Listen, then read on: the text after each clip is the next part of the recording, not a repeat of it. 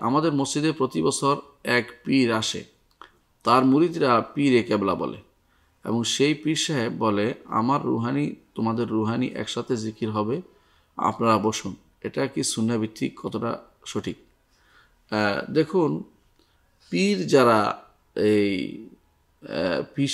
পীর যারা আজ দরবার খুলে বসেছে, এগুলি সবই হচ্ছে ভণ্ডপীর। কারণ পীরের কোনো দরবার খোলা অর্থই হচ্ছে তিনি চাচ্ছেন যে তিনি একটা কিছু হয়ে গেছেন। কেউ কিছু হতে পারেনি, সবাই আমরা আল্লাহর দাস। যে ব্যক্তি দরবার খুলবে পীর হবে এবং দরবারে বসে থাকবে, মানুষ যাবে অথবা মানুষের কাছে, তারা অবশ্যই ভণ্ডপীর।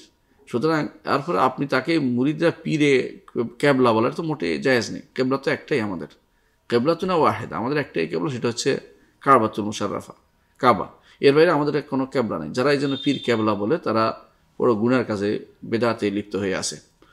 আর যারা বলে যে পিসাব বলে আমার রুহানি তোমাদের রুহানি, অর্থাৎ রু এক হইয়া জিকির করতেছে, এগুলি হচ্ছে ভণ্ডামি।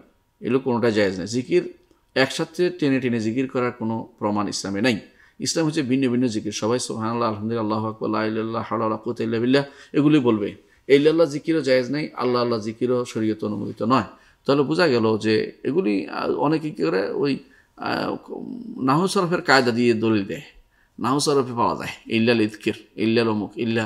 নাহু সরফের কায়দা এবাদত না, এবাদত নির্ধারিত জিনিস।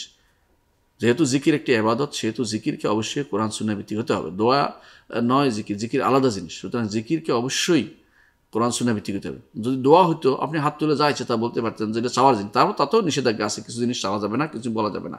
কিন্তু জিকিরের ব্যাপারে, জিকির হচ্ছে সম্পূর্ণরূপে এবাদত ভিত্তিক জিকির, যেটা কোরআন সুন্নাহ ভিত্তিক জিকির হতে হবে। এগুলো জিকির জানাইছে আমাদেরকে কোরআন এবং সুন্নাহ।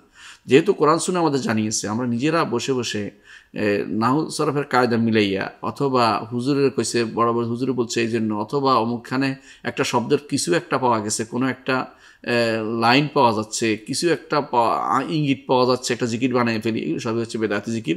এবং এগুলি করা অর্থ হচ্ছে নিজেকে বিভ্রান্ত করা, পথভ্রষ্ট করা, এবং এগুলোর মাধ্যমে বেশিরভাগ মানুষ এই সওয়াব তো হবেই না, গুনাহ হতেই থাকবে তার। এবং এর বেদাত প্রবর্তনের কারণে আরও বড় গুনাহ হবে। যত মানুষ বেদাত অন্যায় কাজ করবে, তত মানুষের গুনাহ এই পীর সাহেব কাঁধে নিয়ে তিনি কবরে চলে যাবেন।